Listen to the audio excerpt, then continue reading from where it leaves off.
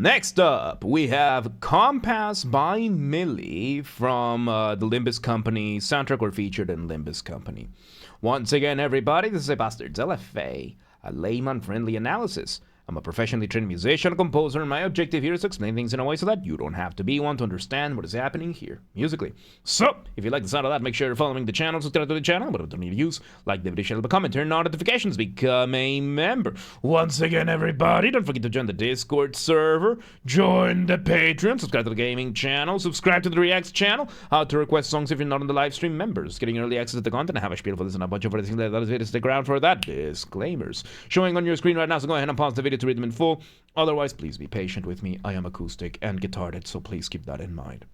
With that, let's go ahead and do this. Compass by Mili. This one is Ishmael's, right? This one is Ishmael's. All right, let's see what we got.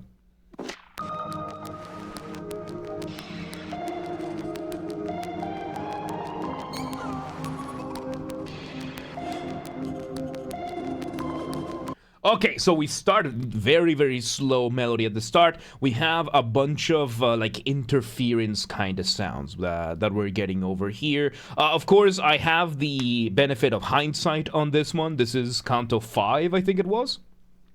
So many compasses, yes. This one is because of Ishmael. Like, we have been playing Limbus Company on the gaming channel. Again, the full playthrough is there. We do play it live on stream. We're at the time of recording, we just started Canto 9 finally, so I'm excited for it. So yeah, this one is Ishmael. It's like she's got her compass for it, so yeah, we went from compass to compass. Yeah, we had that conversation right before, whether or not it was the same compass. No, we did compass by Kubi, now we're doing compass by Mili. So different. So we're starting, of course, with a bunch of sounds popping on and off, but then we have one synth that kind of sounds like the sound of a sonar. For those of you who don't know, a sonar is how ships and submarines and that kind of stuff use sound similar to bats to locate things around them. So if you look at like a sonar system, you can have this kind of stuff, right? Like the ship emits a sound in the water, and then whatever echoes back shows up as a dot. Whales use echolocation. There's a lot of animals out there that use echolocation, and we as humans use it for some of our machines, right? Especially when it comes to difficult terrain like the ocean. We use sonar to be able to identify things on ships. So we are having that. We're having a synth that kind of sounds like that one. At first, we are having the sound of the sonar plus a couple of other things, and then the sonar synth, I'm gonna call it the sonar synth, goes off into its own melody, giving us our initial motif. Motif being the smallest version of a musical idea, the seed, the essence from which everything else comes from. So yeah, whales, dolphins, killer whales, yeah, mostly whales as far as I know. That's kind of why, part of why they sing. Kind of stuff, but there's a bunch of other animals that use it. As far as I know, is that those are the ones we know of. Like, how much do we not know about the ocean? Something like 80%, something like that. Anyway, let's see where it goes.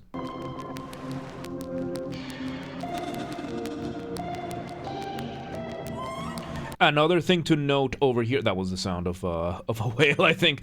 Another thing to note is that we are having basically interrupted samples. So we are having the beat, which is kind of like a not really a clip, it's more like a pop sound that you get when you cut off, when you interrupt audio waves, and we're using that to create the beat. So the way it works, right? When you have an audio wave, an audio sample of anything, you will see that it has waves going up and down. That's how audio waves behave. That's the frequency of the audio. And when it comes to speakers, whether it's in your headphones or speakers on the phone, whatever it is, the way it works is that you have a small membrane, and this membrane will either push forward or backward or pull backward, and it will vibrate at the frequency that the sound waves here will ask for, recreating the sound that you have. One of the issues is, if you then take, let's say, we take this and we try and copy paste this and we move it to a different area where you get something like this over here, that the audio wave is going down first, but then it's supposed to be going down again. What the speaker is going to do is it's going to force reset the membrane, and that is going to create a small popping sound. So many times those pops you hear are not technically part of the music, they are the speaker resetting. And it seems like Mili is using that as percussion. So we're either using an audio sample of that, or they are making your speaker pop like that. Usually it would be a bit louder when it comes to that, so it's doing that. And every time you're hearing this, we are seeing the audio sample change. So we basically have multiple audio samples going. We're getting one beat of one beat of the other, then one beat of one beat of the other. We're just going back and forth between the two. Like conflicting views, you know? Let's see where it goes. There you go. Right? There you go.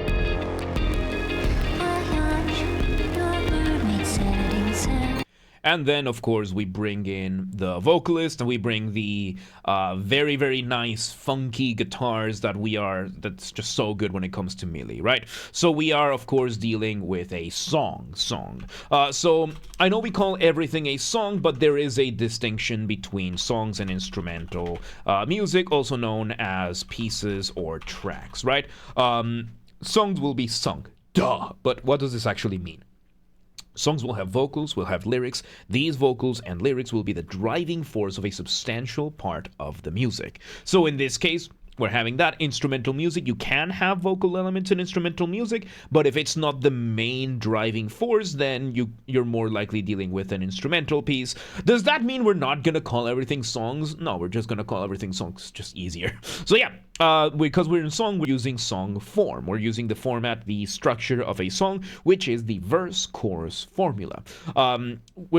You're basing on these two building blocks. The verse is going to be your foundational floor level of intensity, as I like to call it. You're going to hold back on your melodies, you're going to hold back on the vibe a little bit, you're going to go maybe through a bit more lyrics, you're going to establish a foundation, as I say, a floor of everything you're doing, and then you have the chorus, the big bombastic moments where you completely unleash the music, and then you build everything else around those two. For example, we started with that little section that we had at the start with the potential motif, with the intro, and now we are in verse number 1. So we bring in a synth here playing the bass and holding down the chords, and we are bringing a funk guitar. So when it comes to guitars, funk has a very special place because funk guitars rely on two main techniques, syncopation and muting. So syncopation is when you play against your drums, against your beat, or against your metronome. And then muting in guitar is when you press lightly on the strings so that when you strum, you get like you get like a chuk kind of sound. We're having that, and sometimes funk will also have some slides, right? Where you are in one chord and then you're moving to the one you're actually in. So instead of me just doing, I would be that kind of thing, right? When I'm moving back a different chord and then sliding into the right chord, we're doing that with some syncopation, some muting. You get yourself some funky guitars. So we're using that. We're having the vocals here singing the initial stuff. Let's see. You had chosen a profession in music? Probably not. I did try doing music lessons, and it did not work out for me. Maybe it would be better right now, but it doesn't pay enough. It doesn't pay enough. I'm okay here though. I'm okay here. I like this. I explain things well. I love explaining things. I love breaking things down and that kind of stuff. And that's just one of the things I just found out I can do. Like, that's just one of those things. But yeah, no, like, yeah, I think like right now, okay, I live in Hungary. I have a job. I work in financial compliance as of the recording of this video, and I'm making a Hungarian salary, which means that I'm making less than $30,000 a year, and I'm living very comfortably because, you know, purchasing power in Hungary. If I was a teacher, a music teacher, unless I was working at like Berkeley or something like that, chances are I would be making the same amount of money I am right now, but in the US. So yeah, it's Hungary. Yeah, no, it's yeah, but yeah, no, like I have done music lessons in the past, but the dread of a teacher's pay, which is unfortunate for public education, and private education is so hit or miss as well that yeah, no, it's very crowded as well. It's a very, very crowded environment. So it's just not something that I want to pursue, which is what I like doing this, right? I love doing this because I get to eat my cake and have it. With this, I actually get to eat my cake and have it. So, yeah. Anyway, let's see where this goes. Yep. Yeah, I know Boston is one of the most expensive cities in the US because I lived there. I lived there for 7 years, and my God, like the last house I was in was what? Mission Hill. I lived in Mission Hill. That was the last apartment I had. I was paying something like $1,800 a month for a 1-bedroom, like bedroom, living room, and bathroom. It had a nice kitchen. I liked it. It was nice. It used to be a school, and it was like repurposed to be an apartment building because the school, my understanding is that the school had too many students, and they then moved the students to the old community center. The old community center became the school, and then they sold the school building to somebody else. It was a nice apartment. But right now, I live in Hungary. I am paying a fraction. For twice the space. So it's gotten so much worse. Yeah, no, like I left Boston in 2018. So, yeah, Red Mute, welcome to the Hero. Like video games? So we. That's why we're doing this. Let's see where this goes. Very heavy bit distorted phase there. Nice. But not so much. That's not a good trade-off in my opinion. Nice. Okay, so we are then going from the first verse to what sounds to be like the pre-chorus. And yeah, we are getting moments of the distortion there underneath. We're getting a very, very distorted bass. Usually when you have a bass or a bass guitar or something like that, it usually tends to be in its own realm because bass is often not something you hear, but something you feel. Unless you add something like distortion to it. If you add distortion, you are bringing the bass to the forefront. And in this case, you know, the way that Mili, for those of you who don't know, we've been playing through the Limbus company, narrative, story-oriented game, and Mili often makes songs for some of the more climactic moments, like the big climax of each canto or intervallo. Usually Mili is there with their music.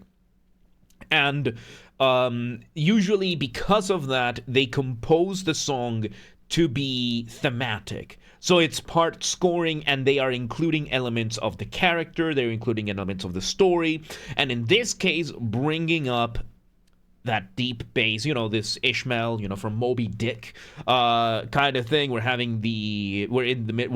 like fighting in Moby Dick, that kind of stuff. So we are getting that story of it, and we're having that deafening bass of the deep ocean kind of thing, right? So we're including it over here, and now we are in the pre-chorus, I think. If your verse is your floor, if your chorus is your ceiling, your pre-chorus is going to be a connective tissue between the two. Call it a wall, call it stairs, a ladder, whatever it is. The idea is that it smoothens the transition between the two. And you know what else has a smooth transition to it? The Patreon! Patreon.com/JamesRBasterd. If you want to support this channel more than you already are, consider joining the Patreon today. Even if you're not pledging any funds, do join the free tier at least, because where the non-gaming LFAs are going. What are those? Anime, film, TV, label, music, the kind of stuff that we usually don't do on the main channel on YouTube. Why? What we do on YouTube is inherently fair use. That does not stop bad actors such as record labels, film studios, individual independent rat scammers out there from abusing the copyright system on YouTube. So in order to just not deal with that for these LFAs, we're putting them here exclusively on Patreon, free for everyone to watch, with paid members, citizen tier and above, getting early access to the content. So If you want to support this channel more than you already are, consider joining the Patreon today. Consider becoming a paid member today. You will get access either way. Patreon.com/JamesRBasterd. Linked in the description down below. Thank you to those who are already members, especially those who are paid members, particularly Real Nemesis, French Guy, Amaya, and Quebelco. Your support means the world to me. Thank you once again for your continued support. For everybody else, become a member today. Consider becoming a paid member today. Patreon.com/JamesRBasterd. Linked in the description down below. Patreon.com/JamesRBasterd. Become a member today. I really should have made that transition as not smooth as possible with that segue, just to be funny. That would have been funny. That would have been funny if I had stuttered or something like that. So you know what? Let's just pan over to our Quixote live reaction. See if oh yeah, I did turn on the light. There she is. Yeah, I have a Don Quixote plushie.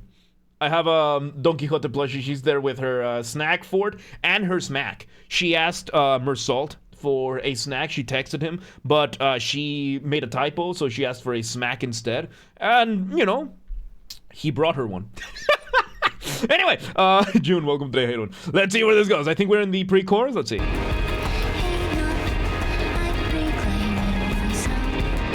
I think this might be the chorus. No, I think this is the chorus.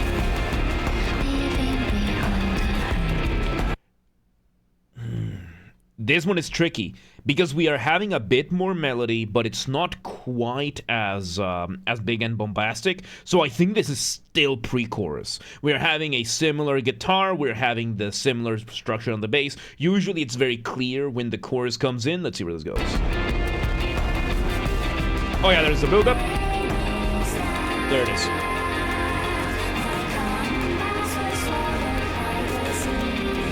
Oh, beautiful.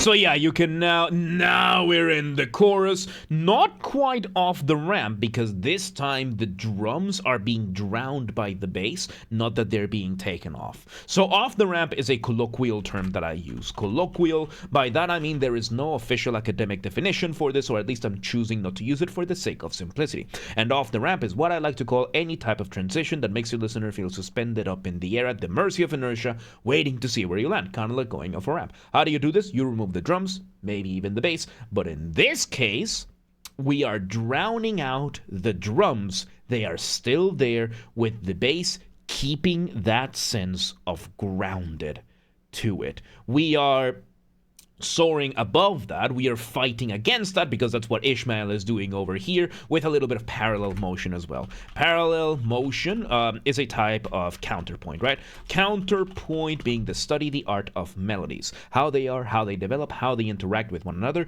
usually in the context of having two or more playing at the same time. Counterpoint can be measured in many ways, one of which is motion. One of the types of motion, parallel motion. Parallel motion means that you have multiple melodies doing the same thing at the same time from a different starting point.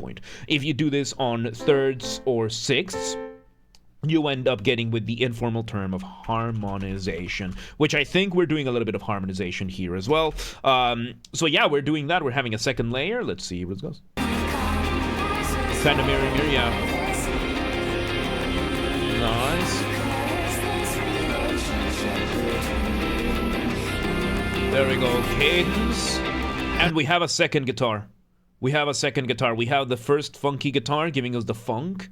That is when it's playing the right chords, and then we have another one playing in parallel octaves. Octave is the same note repeated up or down throughout the instrument, and this one is not syncopating. This one is playing the straight 16ths. So usually in the syncopation, like right now you can hear the guitar, the funky guitar, like it's only taka taka taka taka taka taka taka taka. Like that is always playing like that. Sometimes it's playing the wrong chord, sliding to the right one, but it's always playing that. The parallel octaves is playing that same beat, but it is just playing like just completely staying on melody. It's staying on melody.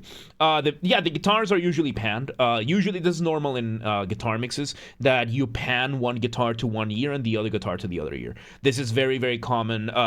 Like this is how it started, right? Like back when we had the Beatles, we had 4 tracks. So you would have 2 on the right, 2 on the left. So you would have like the drums on one ear, the bass on one ear, one guitar on one ear, the other guitar on the other ear, or like both guitars on one ear, and then all the vocals doing in the other ear, something like that. there was a very, very limited amount of space that you had, and because of that, the tradition of having one guitar in each ear was kind of born. So yeah, that is called panning. That is panning. In music, when you pan something, it's that you're focusing it on one ear or another, or one channel over another, in case you're doing something like stereo or something like that. All right, so we have the chorus. Let's see where it goes.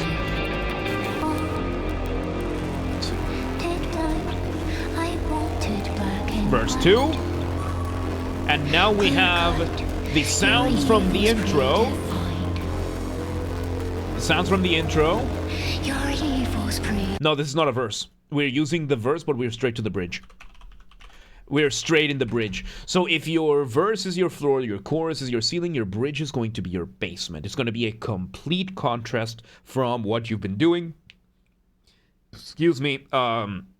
And it's going to bring, in this case, we are having the intro, the sounds from the intro coming back, giving us this complete change in texture. So yeah, it's using the lyrics of the verse. We're using a little bit of pre-chorus, but we're using mostly the sounds of the intro. So we're using kind of a bit of everything, but we are using that to change the texture. It's like this moment of absolute conflict. Everything is coming together. And for that, we are, well, bringing everything together, because everything came together. So yeah, there's more of the samples.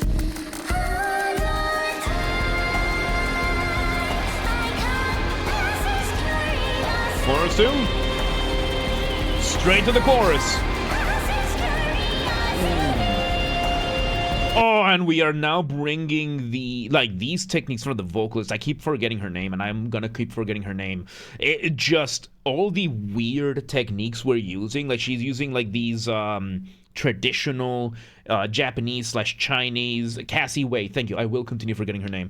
Like, until I meet her in person, and even then I'm probably gonna continue forgetting her name. She always uses the I always just say Mili, because I always conflate Mili with the vocalist, because usually the vocalist is the face of the band. So yeah, anyway, so very often we see Cassie Wei using these more exotic types of Asian singing, like East Asian singing, like Chinese, Japanese singing for added effect, and it just works so well. So it goes like those little shakings there. And it's mixed under several takes. So we have one take that is regular singing, and then we have another take that is, like, from what I'm catching, one take is regular singing, one take is switching back and forth between regular singing and exotic singing, let's call it that, and then one take that is just all exotic, and we're just mixing and matching. This is so cool. See. And now we're in the outro. With the ticking clock kind of thing. Oh my god. Very long outro. Still similar to what we had at the start with the popping and everything. And there's the melody. One last run. We kind of do a couple more ocean sounds. And there you go. Very interesting that the outro lasted longer than most of the other sections. Like, the outro was nearly twice as long as the chorus or the bridge, and it just, the impact it has with that was incredible. With that, there you have it. I love Mili. I'm a big fan of Limbus Company. I was talking about this with Dunkel yesterday when we were playing. Yesterday we had Warhammer 40k. I won, by the way. I won! It was a close match. And I was telling him about Limbus Company, how, you know, like, I remember when we started covering the music first, and then we were like, oh yeah, like people that like Limbus Company really fucking like Limbus Company. And then I played Limbus Company, and now I understand, because I also fucking love Limbus Company. So, yeah, there you have it. What do you think they made the outro so long? For dramatic effect. It is definitely dramatic effect. It fits, in this case, I think it's dramatic effect. because it's the cutscene. I think it's for the cutscene as well. So yeah, no, with that, there you have it. Compass by Mili, featured in Limbus Company of the Limbus Company soundtrack, is my understanding. There you have it. Once again, everybody, this has been a Basterd's LFA, a Layman-Friendly analysis. I'm a professionally trained musician, a composer, and my objective here has been to explain things in a way so that you don't have to be one to understand what's happened here musically. What about Geometry Dash? Y'all know the rules. The day I become synonymous with Geometry Dash, when Geometry Dash mentions the game and everybody immediately just thinks of me, that's when I will play the game entirely, because I find the idea of only playing the game when I'm a behemoth in the community funny. Anyway, who is Geometry? The guy who made it. Anyway. Once again, everybody, don't forget to join the Discord server. That's where everything gets announced first, whether the stream's going live, the videos going up the channels, updates, projects, giveaways, everything gets announced there first. We have the community there. We hang out, we chat, we steal memes from other people's servers, claim as our own, where I host the Vintage Story, community server, that kind of stuff. Also, share these videos with everybody that you know. Use the hype function on YouTube. We have a group on the Discord that coordinates for us. The link in the description of the channel grow. Members get early access to the content. It's scheduled. The videos will be on Saturdays. And if you're a paid member on YouTube, regardless of your tier, you get access to the videos when I schedule them, at least for the LFAs. So become a member today. If you want to listen to this, so that'll be interrupting every 3.5 seconds, I'm linking the description down below. If you want to request a song and you're not on the live stream, check the pinned comment on this video. It has the instructions of what to do. If you want to catch the streams when they happen live, we aim from Monday through Friday. We stream live on Twitch, YouTube, and Kick so that you can tune in from whichever platform you prefer. We have the full up-to-date streaming schedule showing in your local time zone in both Discord and Twitch, both linked in the description. So, if you live in Lol and you're like, yeah, but what time is whatever time it is in Hungary? I don't live there. Do not worry. Just go to Discord or Twitch, for linked in the description, and it's going to show the stream, and it's going to show the schedule in your local time zone, accounting for daylight savings if necessary. And subscribe to the gaming channel. Follow the gaming channel, because of course I have a gaming channel. This is where we're putting Limbus Company lately. So yeah, this is where we're putting the gaming after show recordings, Limbus Company lately. So subscribe to the channel, linked in the description, or search on YouTube, same as James R. Basterd. So up the J for a G, and you got it. And subscribe to the Reacts channel. LFAs are React format. This is where we are putting the Reacts for everything else. James Reacts Basterd. Subscribe to the channel, linked in the description, or search on YouTube, same as James R. Basterd. You can send the R to Reacts, and you got it. And yeah. There you have it. Compass Mili. Look at all these people misspelling Geometry Dash. There you go. Compass Mili, Limbus Company. That was beautiful, dude. I loved it. Really good stuff, man. Really good stuff. But yeah, let's move on.